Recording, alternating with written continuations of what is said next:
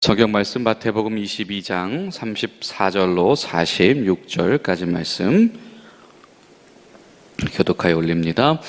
예수께서 사두개인들로 대답할 수 없게 하셨다 함을 바리새인들이 듣고 모였는데 그중 한 율법사가 예수님을 시험하여 묻되 선생님, 율법 중에서 어느 계명이 크니이까?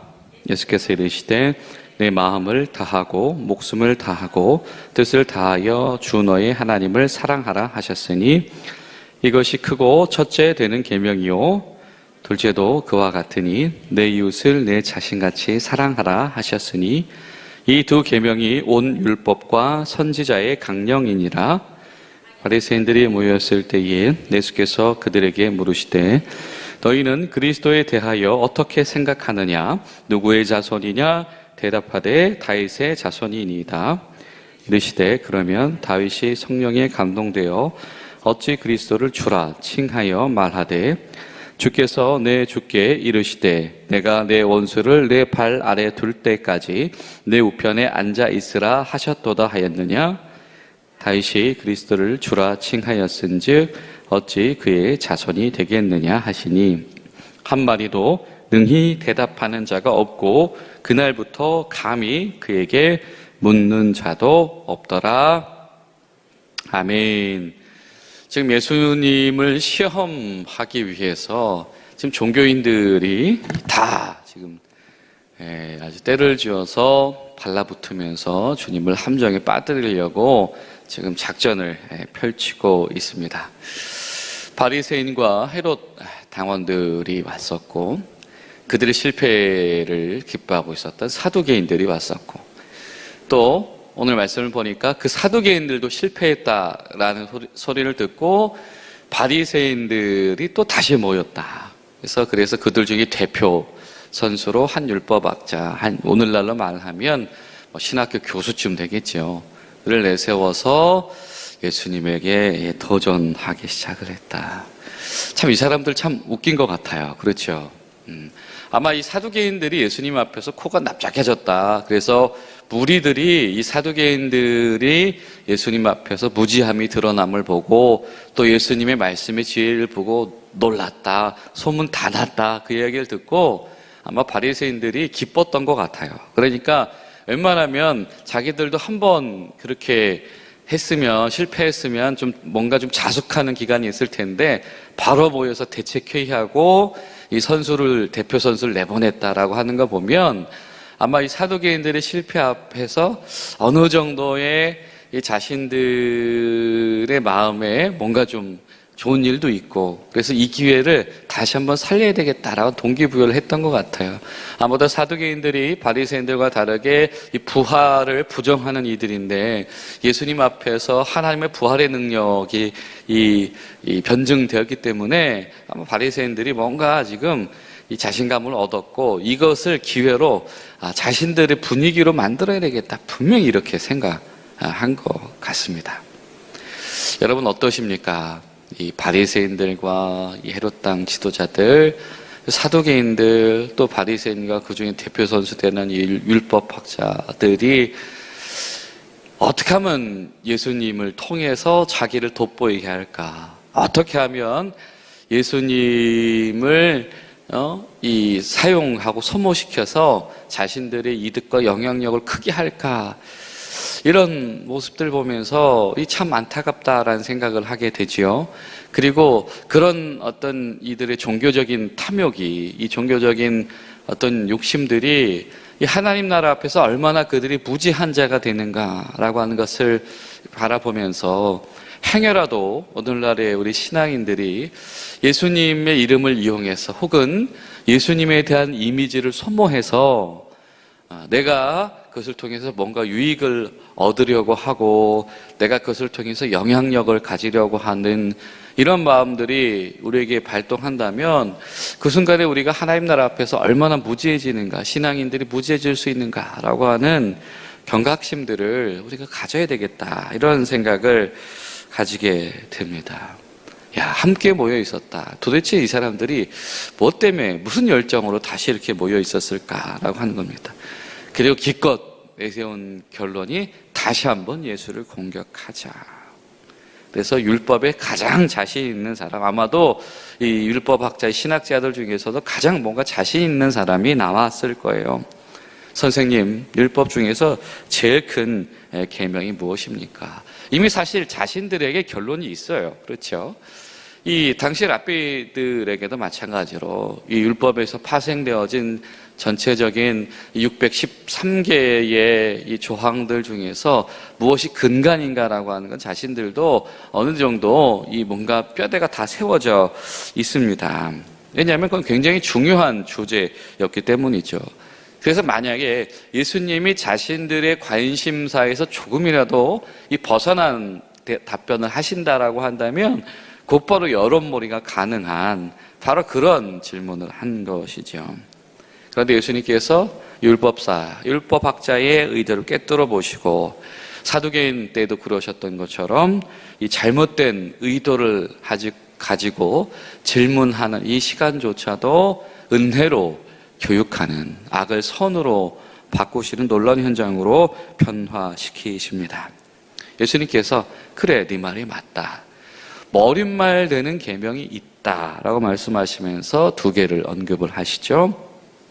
37절에 주 너의 하나님을 너의 온 마음과 너의 온 목숨과 온 뜻으로 사랑해라. 이게 신명기 6장의 말씀을 인용을 하십니다. 여러분, 이것은 우리가 쉐마라고 불리는 별명을 가지고 있지요. 그래서 당시에도 경건한 유대인들이라고 한다면 하루에 2번은 이 성경 구절을 암송하던 구절입니다. 그러니까 당시에 이 경건한 삶, 율법적인 삶을 표방하던 사람들은 당연히 어떤 계명이 제일 중요해? 그러면은 이 계명을 머릿속에 띡 하고 떠올렸을 겁니다. 그래서 만약에 예수님께서 다른 말씀을 행여라도 하시면은 이상한데? 라고 여론몰이가 가능한 것이죠. 그런데 여러분, 이것은 이 십계명의 이 머리글과도 같은 계명이죠. 하나님 사랑이라고 하는 이 머리글과도 같은 계명입니다. 여기서 마음과 목숨과 뜻을 다해서 하나님을 사랑해라 라고 하는 것, 하나님의 백성이라고 한다면 하나님을 사랑해야 된다라고 하는 겁니다. 근데 그분을 사랑할 때 어떻게 사랑해라? 온 마음과 생명과 뜻을 다해서 사랑해라. 여러분, 이것을 각각 우리가 해석하고 의미 부여를 할 수도 있겠습니다만은 더 중요한 것은 이 세 개를 다 언급한다라고 하는 것은 우리가 어떤 은혜로 받아들일 수 있냐면 그 존재 방식의 모든 것이라고 하는 뜻으로 받아들일 수 있습니다. 그러니까 그 존재 자체가, 그 한 사람의 존재 자체가 하나님의 백성이라고 한다면 그 사람의 존재 자체가 하나님을 사랑하기 위해서 존재해야 된다라고 하는 겁니다. 존재 양식 자체가, 생각하는 것 자체가 하나님을 사랑하는 것으로 존재해야 된다. 그리고 39절에 우리가 요즘 수요일마다 지금 다루고 있는 레위기 성결법전의 머리글이 나오지요. 레위기 19장 18절입니다. 내 이웃을 사랑할 때에 내 자신처럼 사랑해라. 마치 하나님을 사랑하는 것처럼 그 사랑으로 내 형제들, 동족을, 이웃을 내 몸처럼 사랑해라 라고 하는 것입니다. 여러분, 이것 역시 이 십계명의 이 하반절 구절들에 대한 머리글과도 마찬가지죠. 그러니까 주 하나님을 사랑해라. 내 온 존재를 다해서 사랑해라. 그리고 내 이웃을 내 몸처럼 사랑해라. 하나님 사랑하듯 사랑해라 라고 하는 것은 사실은 하나님께서 모세를 통해서 주셨던 십계명 전체를 아우르는 머릿말이 되는 것입니다. 예수님께서 지금 그 말씀을 하고 계시는 것이죠. 존재 의미, 존재 양식 자체가 하나님을 사랑해야 한다라고 하는 것이고, 그리고 이와 같이 39절에 보면 이런 표현을 씁니다. 둘째도 그와 같다. 따로 떼어서 생각할 수 있는 것이 아니다. 하나님 사랑하는 것처럼 이웃을 사랑해라 라고 하는 것. 이 두 가지다. 사실 예수님께서는 앞선 5장에서 이미 이웃을 사랑해야 된다라고 하는 의미를 말씀하셨죠. 이 제자 공동체, 그리고 그것을 넘어서서 동족 전체를, 그리고 넘어서서 이 원수들까지도 사랑해라라고 예수님께서는 이미 말씀하셨죠. 하나님을 사랑하는 것처럼 너희 제자 공동체를 사랑해라. 하나님을 사랑하는 것처럼 너희 동족을 사랑해라. 하나님을 사랑하는 것처럼 너 원수된 자들도 사랑해라. 이것은 떼어놓을 수 없는 관계이다라고 하는 겁니다. 40절에 이 두 계명이 온 율법과 선지자의 강령이다. 여기에서 언어적인 표현으로 어떤 의미가 있냐면 이 두 계명을 통해서 이 율법서와 이 선지서가 시작이 되어진다라고 하는 것입니다. 모든 하나님의 계명들이 여기서부터 나오게 되어진다. 이것이 뿌리다. 사실 여러분, 이 사람들이 다 알고 있는 겁니다. 율법학자들, 이 바리새인들, 경건한 삶을 지향하는 사람들이라고 한다면 매일 암송하는 구절입니다. 그런데 주님께서 그 말씀을 하시는 것이죠. 그러면서 하나님이 주신 모든 법들이 여기서부터 시작이 되어진다. 너희들이 그것을 암송하고 지식으로만 가지고 있으면서 그 지식을 그냥 너희들의 어떤 이익을 위한 도구로만 삼아서 그렇게 이제 함정의 소재로 지금 하나님 말씀을 도용하냐라고 주님께서 말씀하고 계시죠. 모든 말씀이 여기서부터 나온다라고 하는 것이, 이 말씀이 제일 중요하다. 너희들을 지금 그런 식으로 지금 하려고 했는데 예수님 하신 말씀은 그것이 아니죠. 이 말씀으로부터 나온다. 말씀은 다 한 가지다라고 하는 것이죠. 하나님을 사랑하는 것, 그리고 이웃을 사랑하는 것, 하나님께서 친히 주신 이 하나님의 말씀들인데 이것을 알고 암송하는 삶만 살지 말고 그것을 너희들 제대로 수행하고 지키고 있다라고 한다면, 이렇게 자신의 이익을 얻으려고 말씀을 자신의 어떤 정치적인 이 논쟁의 소재로 감히 사용이나 하겠는가? 라고 질문하고 계신 것이죠. 여러분, 우리 기도하실 때 하나님, 우리가 주의 말씀을 잘 알고 있다라고 자부하면서 그 말씀을 잘 실천하고 있습니까? 하나님의 말씀을 아는 자들만, 참고만 하는 자들 되지 않고 잘 실천하게 하시옵소서. 동시에 그 말씀을 지키는 척 외식하는 자 되어지고, 정말 사실 그 속사람 가운데에서는 그 말씀을 잘 수행하지 못하는 일들이 없게 하시옵소서. 우리가 기도해야 되겠습니다. 그리고 나서 41절에 이제는 예수님이 질문을 하셨다. 바리새인들과 헤롯 당원, 사두개인들, 그리고 바리새인과 그 중에서 율법학자의 질문을 주님께서 각각 다 말씀의 권위 가운데서, 권능 가운데서 잘 교훈하시고 이제 예수님께서 질문을 던지십니다. 그리고 그 질문이 무엇입니까? 지금까지 계속 예수님을 따라다니던 주제였고, 그리고 예수님께서 지금 이 예루살렘에 오신 이후로 가장 뜨거운 주제인 다윗의 자손에 대한 문제입니다. 다윗의 자손. 여러분, 이 바리새인들이 가지고 있었던 이 메시아관, 이 그리스도가 누구인가 라고 하는 부분에 있어서 이 다윗의 자손이라고 하는 것은 굉장히 중요한 키워드입니다. 근데 여러분, 사실 마태복음 1장에서 우리가 기억하겠지만 성경 자체가 예수님께서 다윗의 후손으로 성육신하셨다라고 하는 것을 부정하지 않잖아요. 그렇죠? 부인하지 않습니다. 근데 그럼에도 불구하고 예수님께서 지금 이 말씀을 꺼내시는 것은 그것을 부정한다라기보다는 그 안에 있는 그 이례적인 언급을 통해서 더 본질적인 의미를 교육하시기 위함이다라고 하는 것을 우리가 기억해야 합니다. 자, 42절 보면 너희는 그리스도에 대해서 어떻게 생각하느냐? 누구의 자손이냐? 너희들 누구든지 이렇게 대답할 수 있을 것이다. 그리스도, 메시아는 다윗의 자손이다. 이 바리새인들에겐 너무 뻔한 상식인 것이지요. 자, 그런데 예수님께서 43절, 45절에 말씀하십니다. 그런데 왜 다윗이 성령에 감동됐을 때 시편 110편을 인용하는 것입니다. 왜 그리스도를, 메시아를 주님이라고 칭하고 있고 자기를 종이라고 칭하고 있냐? 이게 맞냐라고 하는 겁니다. 다윗의 후손으로 오면 다윗의 영향력 아래 있어야 되는데 오히려 그 다윗이 하나님의 영에 의해 감동됐을 때 메시아를 왜 본인이 주님이고 자기는 종이라고 칭하냐라는 것을 주님께서 지적하시는 것이죠. 이유가 무엇입니까? 이 바리새인들이 가지고 있었던 이 편협한 이 메시아관을 주님께서 완전히 새롭게 바꿔주시는 겁니다.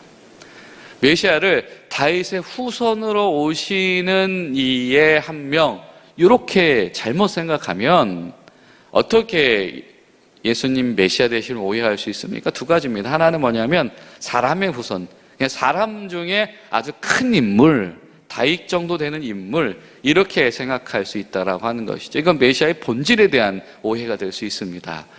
사실 결국 이것을 넘어서지 못한 이들이 예수님께서 하나님의 아들이시다라고 할 때 신성모독이다 그러면서 뭐 화내고 옷 찢고 고발하고 막 그렇게 되는 거잖아요. 그렇죠? 예수님께서 바로 그 이야기를 하시는 겁니다. 메시아는 하나님의 아들이다.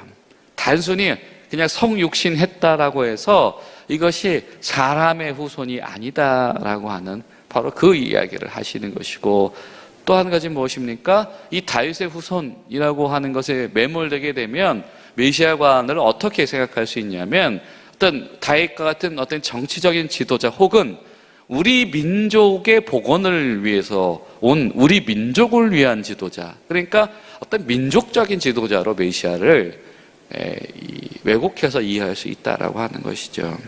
그런데 실제로 지금 이들이 그렇게 생각하고 있습니다. 예수님께서는 그것을 지금 말씀을 통해서 지금 다시 교훈하시고 종결시키고 계시는 것이죠. 오늘 성경 뭐라고 얘기합니까? 한마디도 능히 대답하는 자가 없고 묻는 자가 없다. 사실 그들도 말문이 탁 막힌 거죠. 왜? 그 말씀, 그 시편을 자신들도 모르는 바가 아니기 때문입니다. 그 실제로 이후로부터는 마태복음에서는 예수님을 다윗의 자손이라고 언급하는 이 성경의 구절이 등장을 하지 않습니다. 그 이야기는 지금 예수님께서 하신 말씀 거기에 굉장히 마태복음이 강조를 하고 있는 거예요. 예수님은 단순히 사람의 중에 기름 부어 세우신 이가 아니고 하나님의 아들이시다. 그리고 예수님은 어떤 정치적인 민족적인 어떤 누구들만의 메시아가 아니고 더 모든 인류를 위해서 오신 주님이시다라고 하는 것이죠. 여러분 기도하실 때 우리가 적당한 선에서, 내가 필요한 선에서 주님에 대한 신앙 고백들, 나의 신앙관이 왜곡되거나 축소되는 그런 불신앙들이 우리에게 있지 않게 하시옵소서. 우리가 함께 기도하는 복된 하루 되시기를 예수님의 이름으로 축복합니다. 기도하시겠습니다. 살아계신 하나님, 주님 오늘도 은혜를 주시니 감사합니다. 오늘 말씀 속에 등장하는 이 종교인들을 바라보며 신앙생활조차도 이기적이며 신앙생활의 여러 가지 성경 말씀과 그 주제와 지혜들조차도 나를 위한 도구로 소모시킬 수 있는 하나님 그 안타까운 현실들을 바라봅니다.